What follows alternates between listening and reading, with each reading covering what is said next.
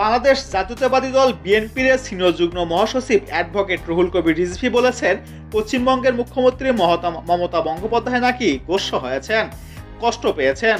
তারা বলছেন বাংলা, বিহার ও ওড়িশার সব দখল করতে এলে আমরা কি ললিপপ খাবো? আমি বলে রাখি, আপনারা চট্টগ্রামের দিকে তাকালে তাহলে কি আমরা আমলকি চুষবো?